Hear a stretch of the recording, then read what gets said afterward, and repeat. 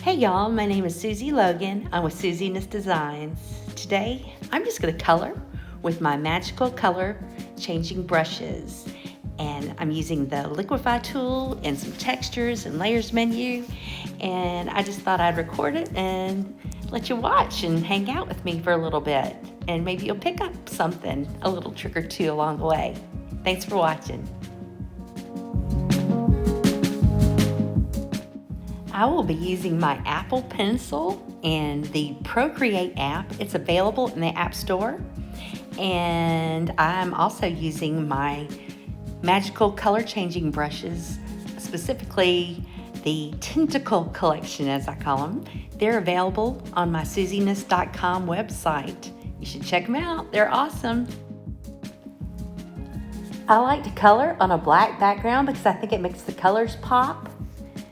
And the amount of pressure that you apply is going to affect how the brush behaves, and it's also going to affect the color and the width of the brush. So make sure you try applying pressure. This is my Tentacle-licious brush. I have white selected as the color, and that's my brush. And I can adjust the size over here.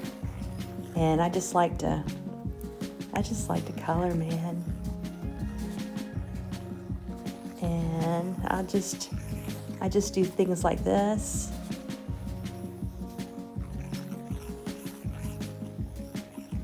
And then I like to come over here to the Liquify tool.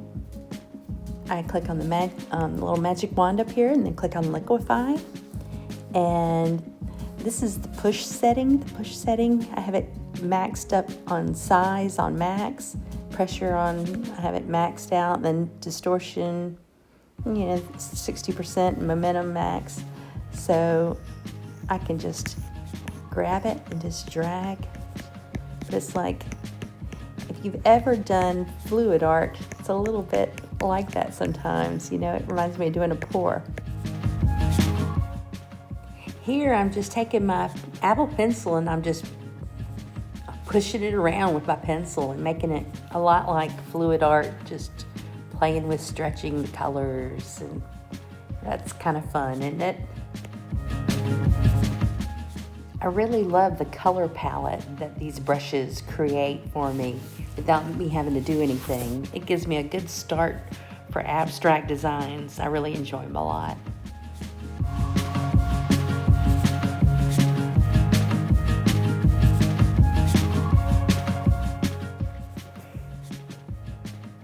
When you're coloring with these, you want to make sure that you haven't limited the size of the brush too much. So sometimes you want to push the slider up a little bit to allow it to get bigger. And the more pressure that you apply with your Apple Pencil, the larger it will get. So just keep that in mind when you're drawing with it. I'm going to go back up here to Liquify.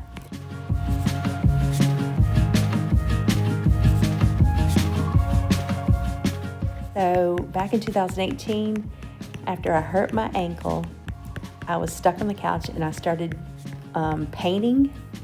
I started doing pet portraits and I started doing a lot of fluid painting. I was never great at fluid painting, but I really liked it. And it is so addictive if you've ever done it.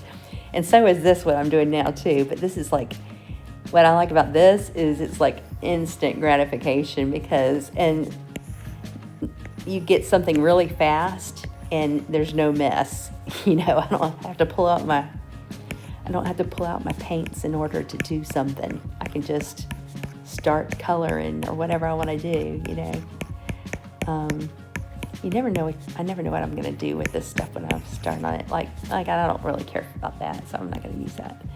But anyway, I do things like this. But that's what got me back into my art. I hadn't been into my art, and then ever since then, art has jumped back up to the front burner.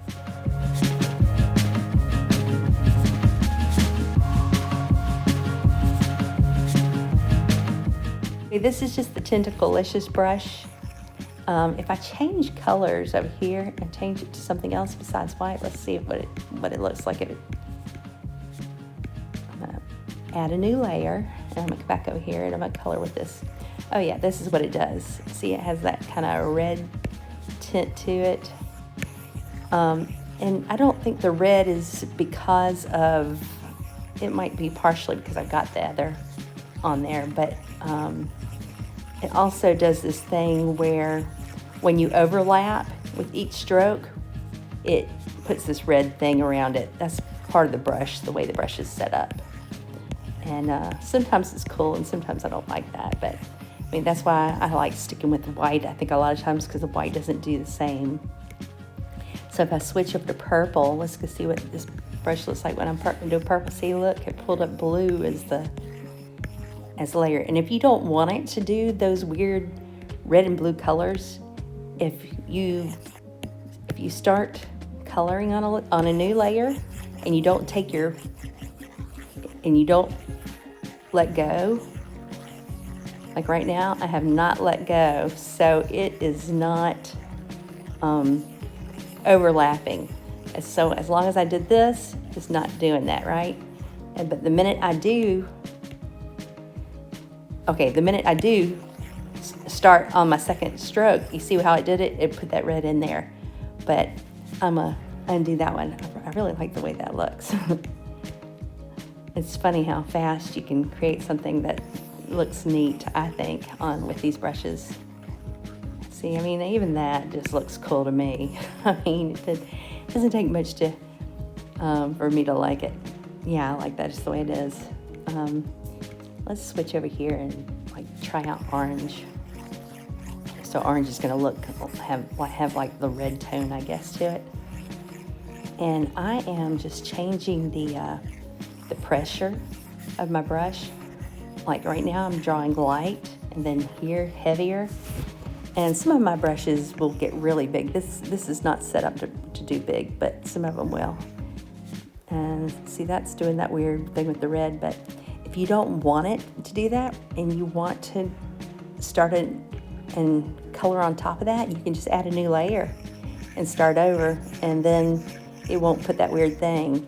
But once you take it off and put it back on there, you're going to get that weird red thing. So if that red thing is not what you want, then you need not to do that. Anyway, let's see. Let's pick a different color. Let's go back to white, and let's choose the I'm a Little Fuzzy.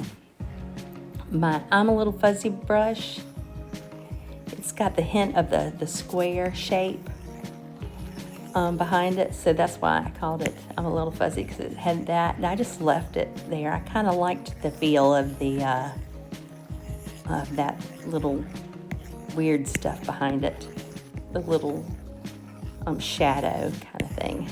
But this brush, the colors that you're going to get from this one, it's going to be this green and this yellow and this pink, orange, and pink.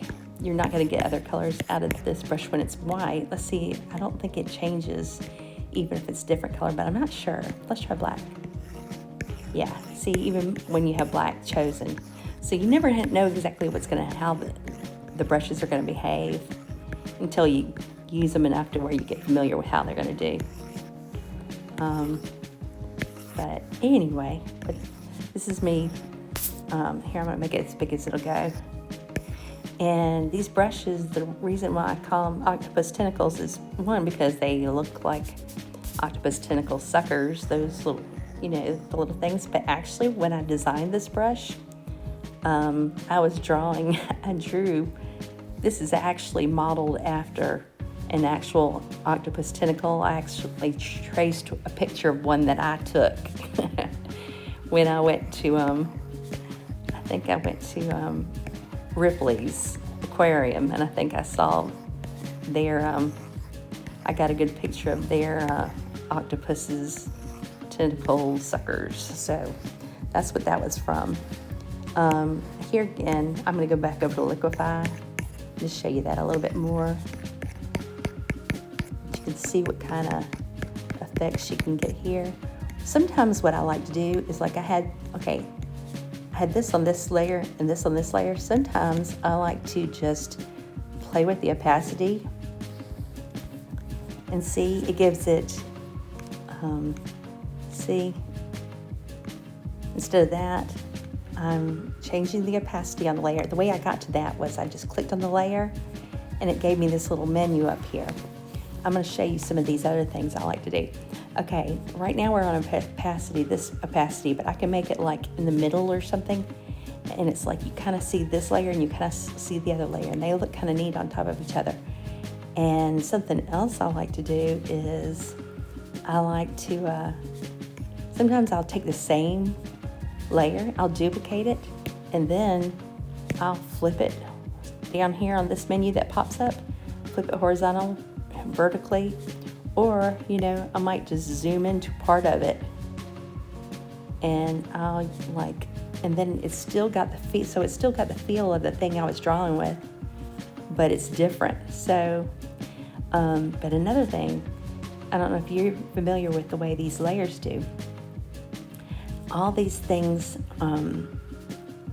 that come up when you click on the layer are things that affect the layer. Okay, you have like your darken, your multiply. So what that did was that made the colors more intense. See how the colors were not that intense, but when I put on multiply, it looks at the colors and it makes them more intense.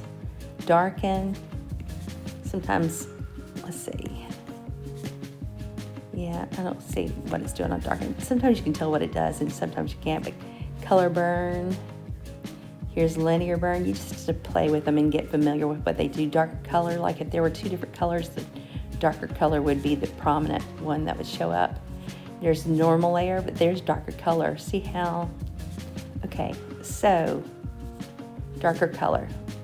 Okay, I'm gonna go back to normal. See how this yellow area is a light color? And when I take off this layer, see how like it's got like dark pink underneath it? And look up at the top right here in this area. Let's see what's underneath it. So the red is darker. This little area right here is kind of darker. And since that's darker, so when I have this layer selected, I haven't changed the opacity. The opacity is 100%. I mean, so it's right now it's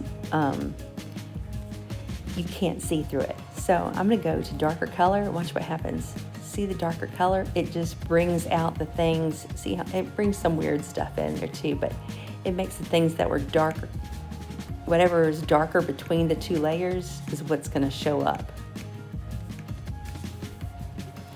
If that makes sense. But you see this cool layering I've got here? Yeah, I like doing that kind of thing. And I've also, something else I like, I've got some textures that I have, let's see,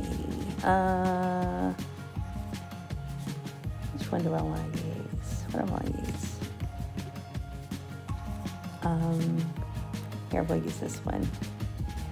Some of these are actually, that's funny, these are actually from my fluid art days. This is some of my fluid art, one of my textures from that. So I took this layer and I colored it, and then you can play with this and see what it does. It does different kinds of things. You just gotta kind of scroll through there and see what each thing does. See, I like how it did soft light. So it took that texture and just made it soft light and didn't make it black. It made it a light kind of thing. But you can get some interesting effects, like, and then sometimes I'll like duplicate stuff like that. See how when I duplicated it, it made it, okay, that's on overlay. So overlay usually makes it brighter, like stronger colors. Well, you can see what it did when I did 2 layers of the same thing. It really made it, and the more I do that, the more intense it's just going to keep on getting. So it's kind of cool the way that does. But I do like using the overlay thing. But anyway, but that's how I get some of my intense colors too. Because you see how this one is. These are paler colors but I can like duplicate that. Instead of darker color, I can change it to linear burn. See right there? It made it strong colors, but it's still the same kind of colors. It just made it strong. I'm gonna actually delete that now. Go back to one of these because this is, okay, let's make this 100%. I'm gonna duplicate it, and then I'm gonna come over here to see linear burn, color burn, darken, multiply. So you just gotta, some of these are gonna do kind of the same thing, but see how linear burn really just added a lot of color. Yeah, I love using these. Oh, and see, this is the exclusion, so I think this is just like an inverted version of my thing. And I've actually like created scrapbook papers and then just done the inverted and sold those too because they look so cool. Let's see what happens if I take this normal layer and I just click on invert. I just click on layer and I just tapped it, and then over here I get my invert and invert. You see, that's what it was. So I don't want to keep you too long, so I'm going to cut this short. Thanks so much for watching. If you want to get your hands on some of these magical color changing brushes for Procreate, you can find them at Suziness.com. The link is in the description below. And if you enjoyed this video, please hit the like and subscribe buttons so that you don't miss what I'm creating next. I have lots more Procreate fun coming your way. Oh, and if you want some free goodies, sign up for my VIP newsletter. The link is in the description. And you can also find me on Spoonflower, where my surface pattern designs are available as fabric, wallpaper, and home decor. That's also linked below. And thanks again. I'm just so tickled you stopped by. Until next time, stay creative.